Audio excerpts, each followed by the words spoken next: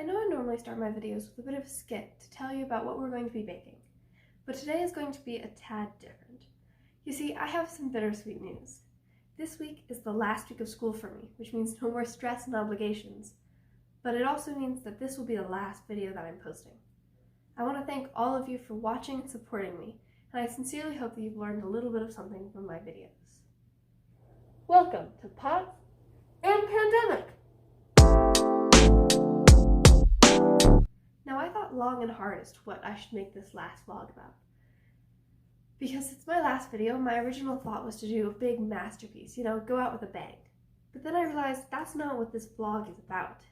I've been making videos for the person who is stressed out in a pandemic and just wants to go to the grocery store and make something sweet to make their day a bit better.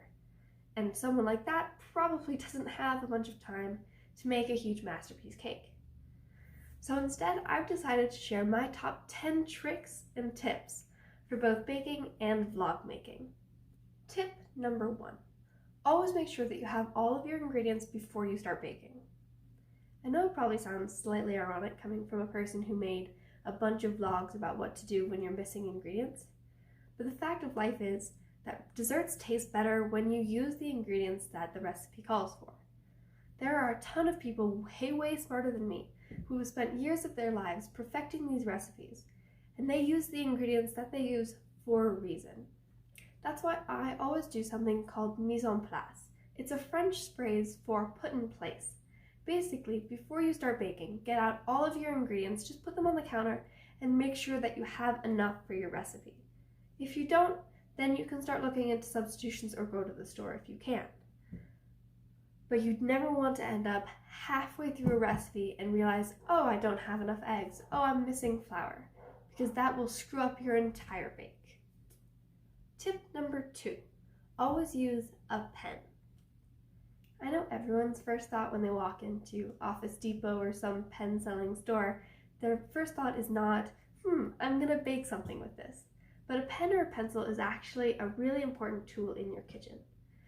When you bake something, you want to have a hard copy of the recipe.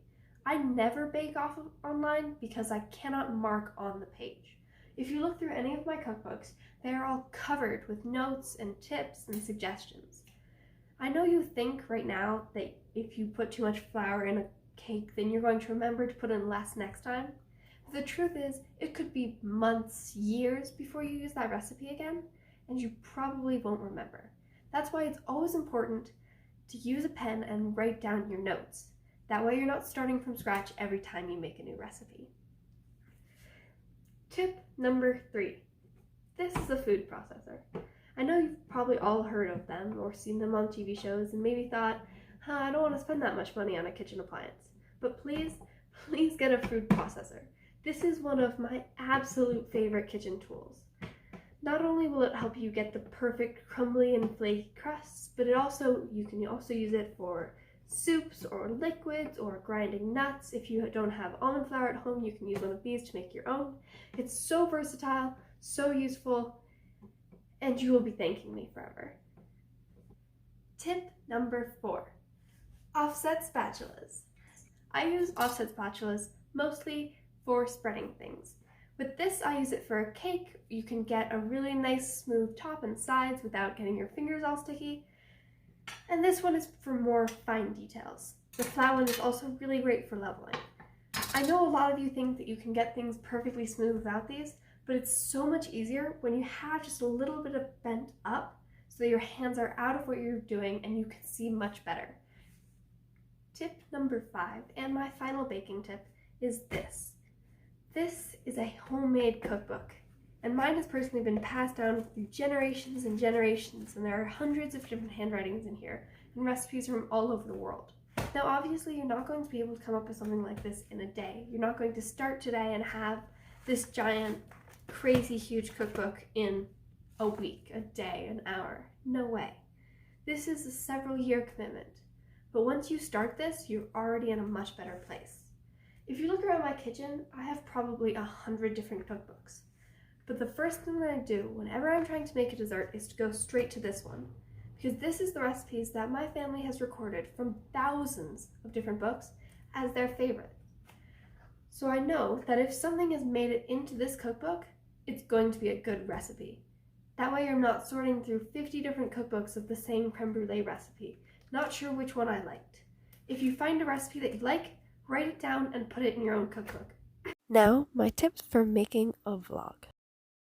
When I first started recording, I watched a bunch of videos, and all the professionals had these really fancy stands for their cameras. But if you're like me, it was way out of price range. I found that a nice stack of books with my phone propped on top of it worked just as well. My second tip is to always make sure that you have good lighting.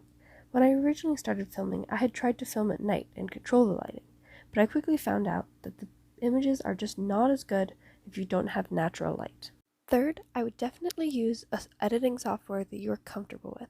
I use one called KindMaster, and it makes it really easy because I film on my phone and edit on my phone. It keeps everything in one place and works really well. Finally, make sure that you're filming something that you love, because if you're not enjoying it, then no one will enjoy watching it. It also gets really old really fast to do something that you don't enjoy and spend this much time working on it. And that is the end of my baking videos. My final bit of advice for you guys is to take note of what is happening in the world. If you're as lucky as me, this pandemic has only caused a minor inconvenience in ingredients being gone in the store. But that is way easier than a lot of Americans and a lot of people around the world have been going through.